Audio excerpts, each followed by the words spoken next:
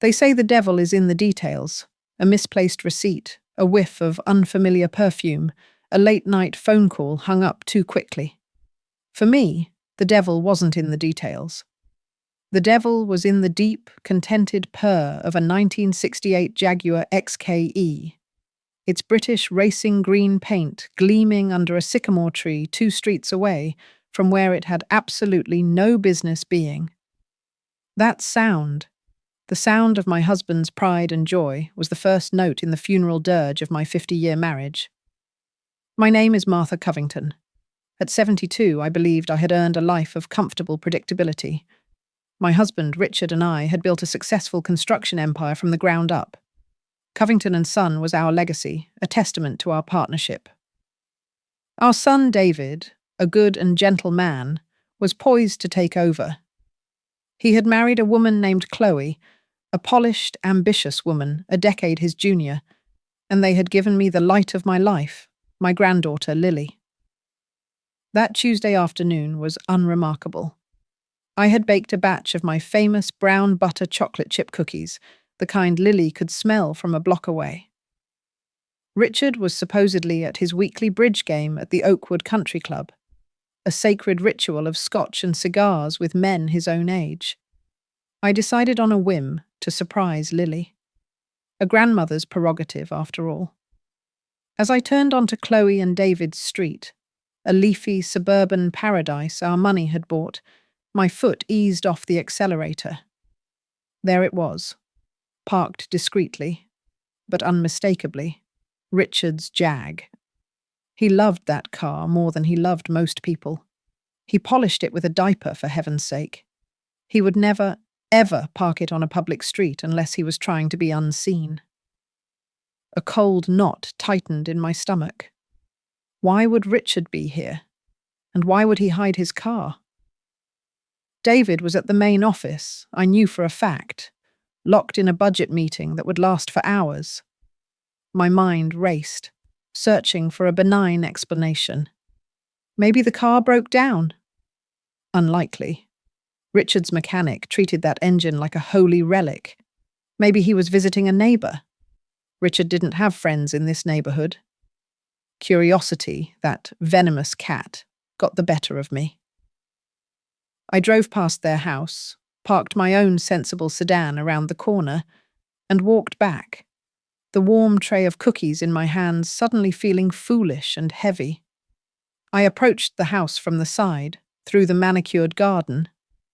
The curtains in the living room were drawn, which was unusual for this time of day. But one window, the small one in the first-floor study that Chloe had turned into her home office, had a cheap polyester blind that didn't quite meet the sill. I felt like a common burglar, my heart thumping against my ribs. I told myself I was being ridiculous, a silly old woman with an overactive imagination, but I had to know. I crept closer, positioning myself behind a large rhododendron bush, and angled my head just so. Through the gap, I could see a sliver of the room, and I could hear them. "Can't keep doing this, Richard. It's too risky." Chloe's voice, usually so smooth and controlled, was laced with a breathy excitement. "David called me twice on his lunch break." "Let him call." Richard's voice rumbled, low and intimate. It was the voice he used with me, decades ago, in the dark. A wave of nausea washed over me. "He's a good boy, but he's blind. He worships you and he trusts me implicitly. It's the perfect cover." I pressed my ear closer to the cold glass, the smell of mulch and damp earth filling my nostrils. "But the money," Chloe pressed. "The last transfer was flagged by the bank's internal system. Your accountant, Mr. Henderson, called me about it. I had to invent a story about a capital investment in a new supplier." Henderson is a fool. A loyal fool, but a fool nonetheless. He's worked for me for 40 years. He wouldn't question me if I told him the sky was plaid. Richard chuckled. It was a sound I'd once found comforting.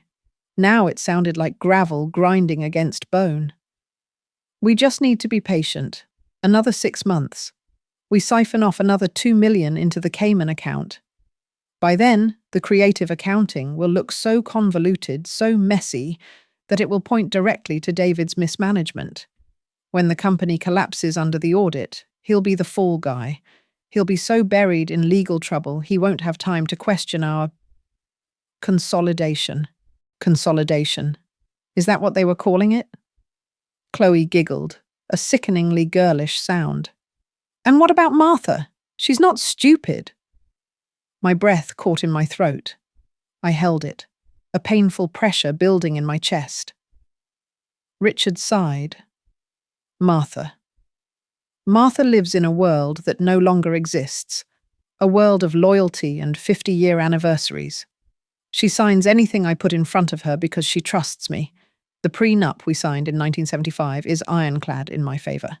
When I file for divorce, citing irreconcilable differences, she'll be comfortable. But the bulk of the assets, the real money we've hidden, she'll never even know existed. She'll get the house, a pension, and her garden club membership. We, my darling, will get everything else, and a new life, far away from all this. I heard the distinct clink of glasses, then a soft, wet sound that made my stomach heave.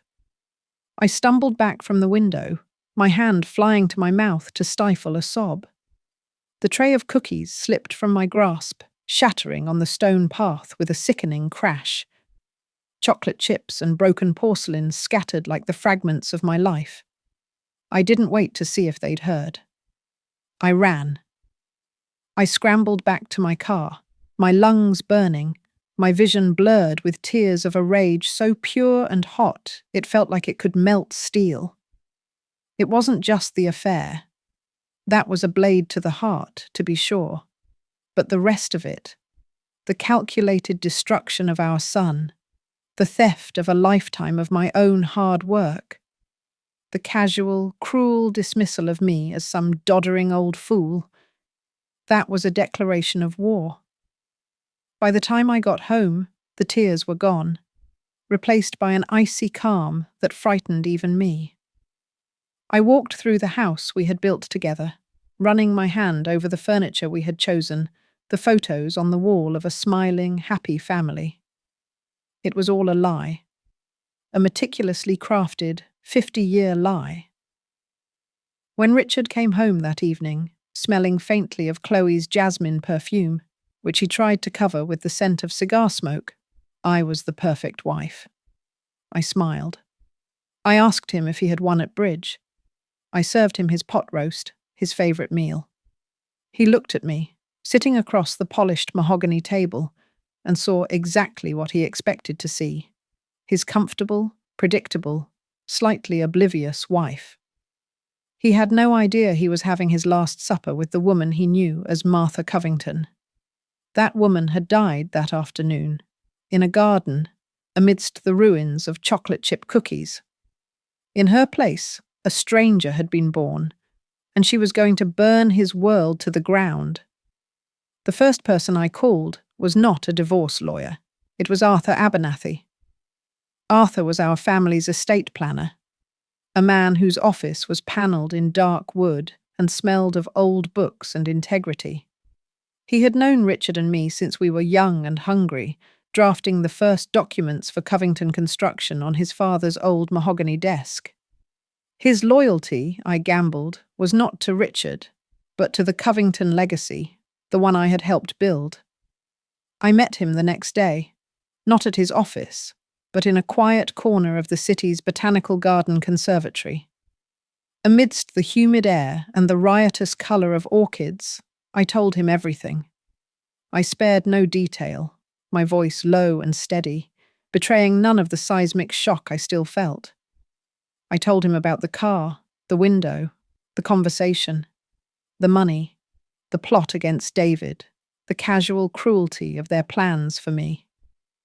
Arthur, a man in his late 70s with eyes that had seen every form of human greed and folly, listened without interruption. He removed his spectacles, polished them slowly with a handkerchief, and then looked at me. "Martha," he said, his voice heavy with a gravity that confirmed the seriousness of my situation. This is monstrous. It is, I agreed. And I will not be a victim in this, Arthur. I will not be made comfortable. While he and that viper destroy my son and run away with my life's work. I want to hit them back. Not just a slap on the wrist. I want biblical. A slow, grim smile touched his lips. I have always admired your fortitude, Martha. Richard always saw it as stubbornness. I saw it as strength. Very well.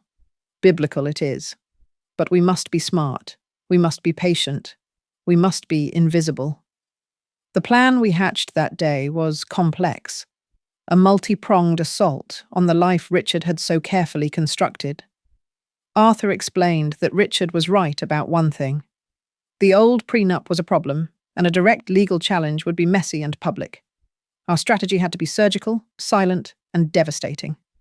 Step 1 was intelligence. Arthur brought in a private investigator, a woman named Miss Davies. She was not the trench coat and fedora type. She was a woman in her 40s, utterly forgettable in a crowd, with a mind like a steel trap and a background in forensic accounting.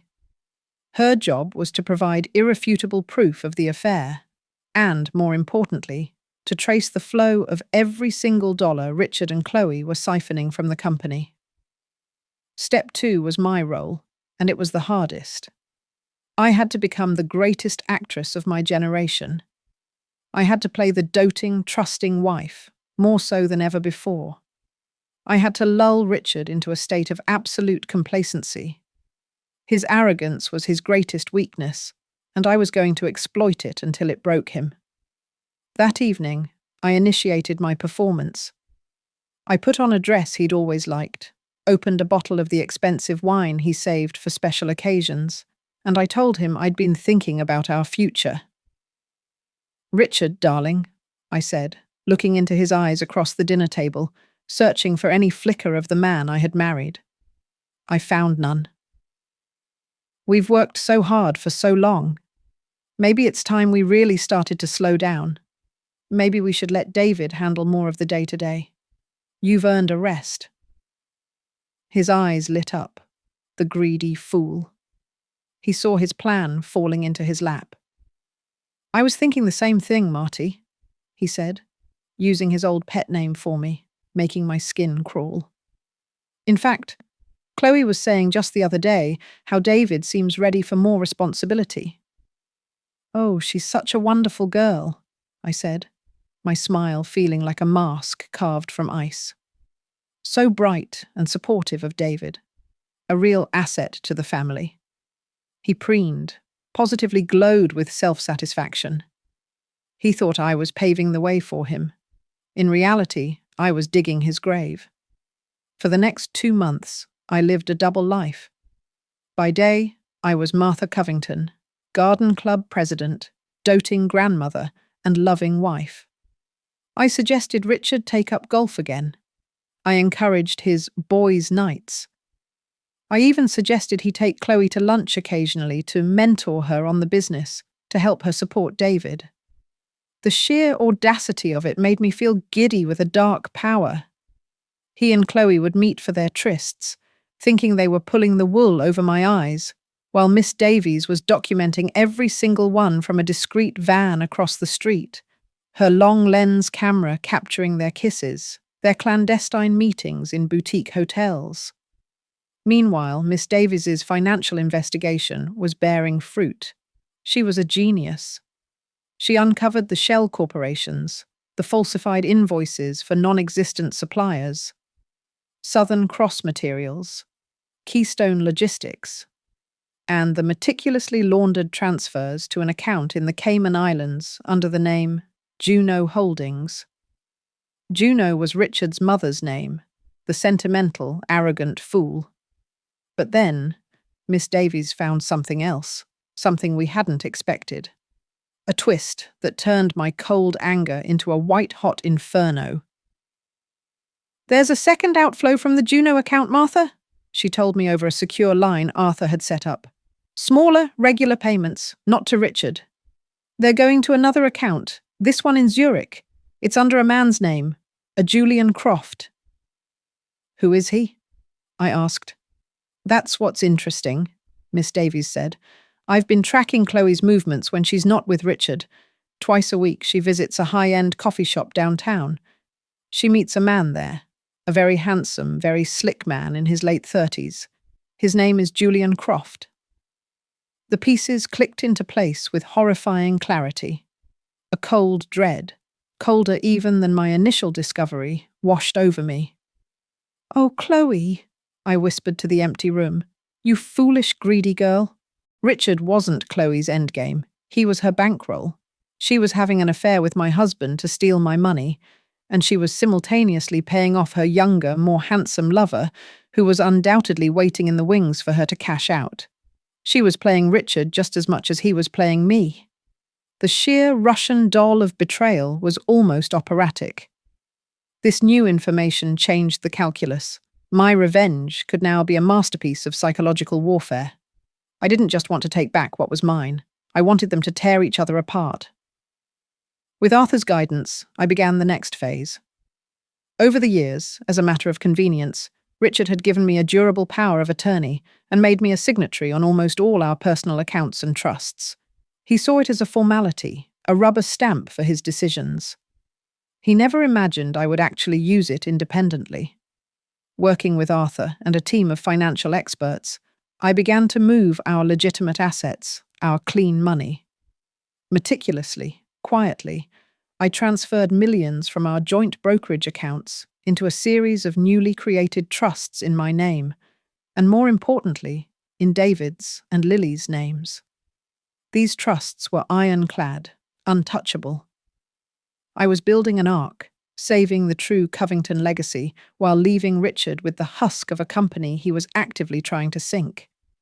He was so focused on the millions he was stealing, he didn't notice the tens of millions I was legally securing right under his nose. The final piece of the puzzle came from Miss Davies. Her deep dive into Julian Croft revealed he was a professional, a romance con artist with a string of wealthy, divorced women in his wake, left with nothing but empty bank accounts and broken hearts. He wasn't Chloe's partner. He was her predator. She was just another mark. The board was set. The pieces were in place. All that was left was to choose the perfect moment to say, checkmate.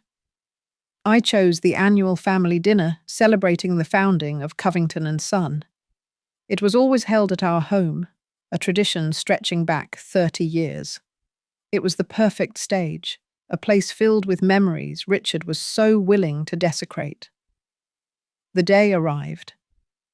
I spent the morning with Lily, baking her favorite lemon tarts, the scent a sweet, wholesome lie in a house poised for detonation. David arrived first, beaming, holding a bottle of champagne. He was so proud of the work he was doing, so blissfully unaware of the viper's nest he was living in. My heart ached for the pain I was about to cause him, but it was the pain of surgery, a necessary cut to save his life. Richard and Chloe arrived together, coming from a late meeting, they claimed. They looked like the king and queen of their own private little kingdom, flushed with secrets and success. Richard was expansive, jovial, playing the proud patriarch. Chloe was the perfect daughter-in-law, complimenting my dress, my cooking, her eyes gleaming with the thrill of her deception. They were so close to the finish line they could taste it. We sat down to dinner at the long mahogany table. I had used the best china, the sterling silver, the crystal glasses that chimed with the slightest touch. I let the meal progress normally. We talked about Lily's school, a new construction project downtown, David's plans for the future. I watched Richard and Chloe exchange subtle, triumphant glances over the rim of their wine glasses.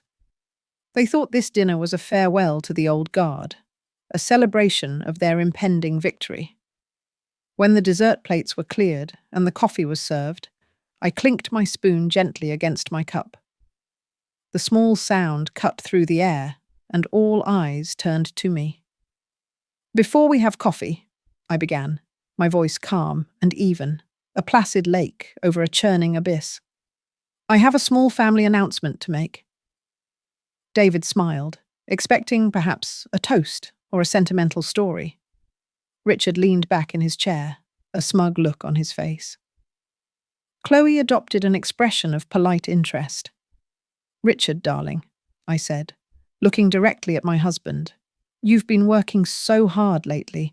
All those late nights, those stressful meetings, especially your meetings with Chloe. You two have become so close. I think it's wonderful." The air thickened. David's smile faltered. He looked from me to his father, a flicker of confusion in his eyes. Chloe's mask of composure didn't slip, but her posture stiffened.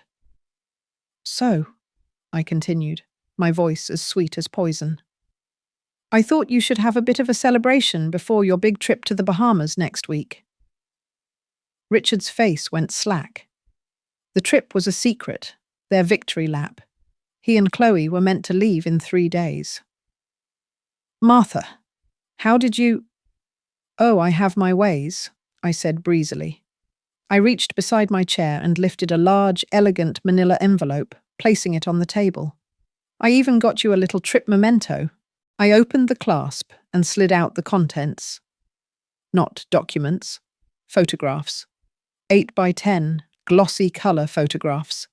The first one showed Richard and Chloe kissing passionately in the parking garage of a downtown hotel. The next showed them entering a room, his arm possessively around her waist. Another, through a window, showed them toasting with champagne, Chloe wearing nothing but a silk robe. I fanned them out on the table like a hand of winning cards. David gasped, a sharp, wounded sound. He stared at the photos, then at his wife, then at his father, his face a canvas of disbelief and horror. What is this?" Chloe went deathly pale. "This is insane. They're fake. Martha, you're sick." "Am I?" I asked softly. I then slid a second, thicker envelope onto the table.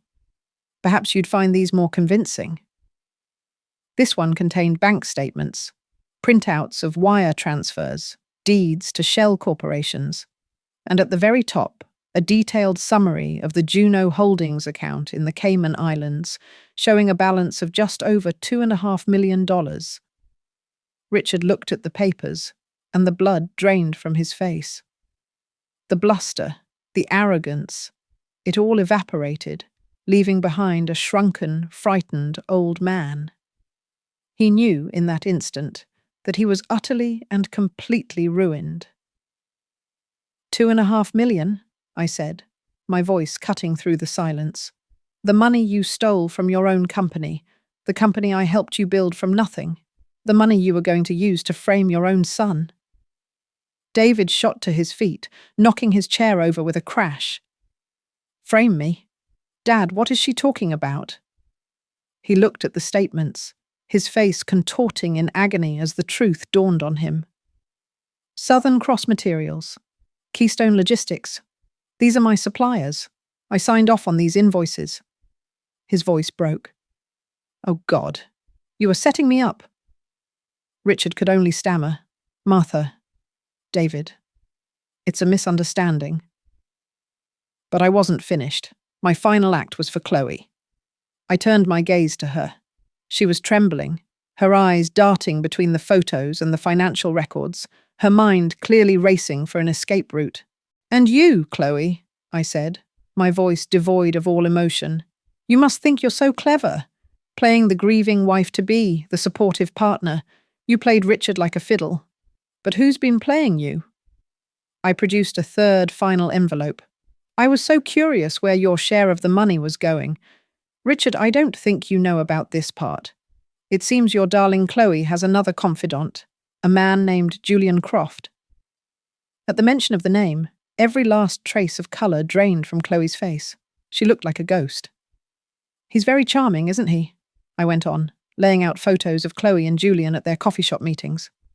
"Younger, more your style, I imagine. Did you really think he was in love with you?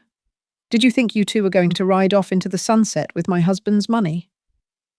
I slid the final document across the table. It was a police report from 3 years prior, filed in another state by a woman who had lost her entire divorce settlement to a con artist. a con artist who looked remarkably like Julian Croft, though he had used a different name. Miss Davies, my investigator, was very thorough, I said. It turns out your Julian has a pattern. He finds greedy, unhappy women, convinces them to swindle their rich husbands, and then, just as the money is transferred, he disappears. He was never going to Zurich with you, Chloe. He was going to empty your new account and leave you with absolutely nothing. The room was utterly silent, save for Chloe's ragged breathing.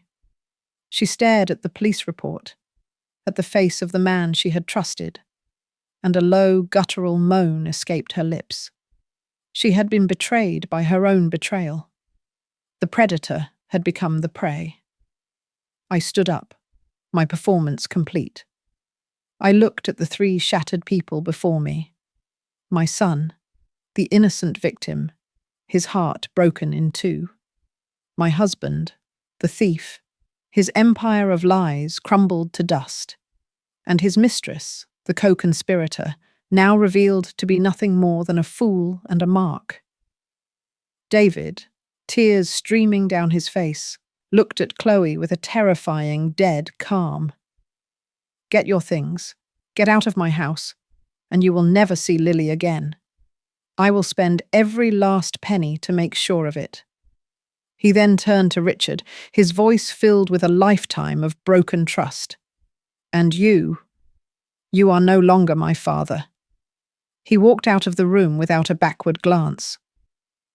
Chloe collapsed into sobs, a pathetic, wretched sound. Richard just sat there, staring at the wreckage on the table, a man completely and utterly defeated.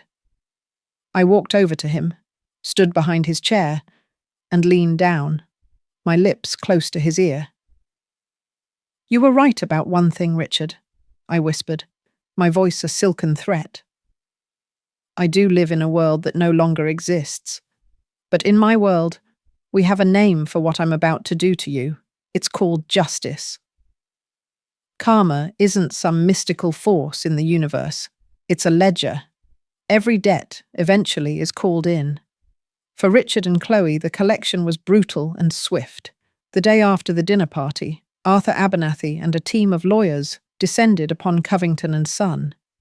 Armed with the evidence from Miss Davies and the power of attorney I still held, they initiated a legal firestorm. All company and personal accounts Richard controlled were frozen.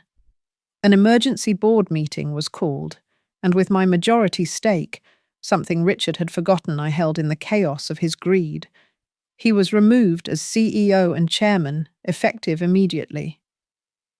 David, after taking a week to process the hurricane that had torn through his life, was installed as the new president. He had his mother's steel, after all. Richard was left with nothing but the clothes on his back, and the vintage Jaguar I let him keep as a reminder of his folly. The house was in my name. The stocks, the bonds, the legitimate savings I had painstakingly moved were in untouchable trusts for me, David, and Lily. The $2.5 million in the Cayman account was frozen by international authorities, pending a fraud investigation. He was facing charges for embezzlement and corporate fraud. His country club membership was revoked. His friends, the men he played bridge with, turned their backs on him. Pride was all he ever truly had, and I had stripped him of it, leaving him naked to the world. The last time I saw him, it was about a year later. I was driving Lily home from her ballet class. It was a cold, rainy November afternoon. I saw a stooped figure standing at a bus stop, huddled under a flimsy umbrella. He was thin, grey, and wore a threadbare coat. It was Richard. Our eyes met through the rain-streaked windshield of my car. There was no anger in his gaze, no hatred, just a hollow, empty recognition. The look of a man who had lost everything and knew with absolute certainty that he deserved it. I didn't slow down.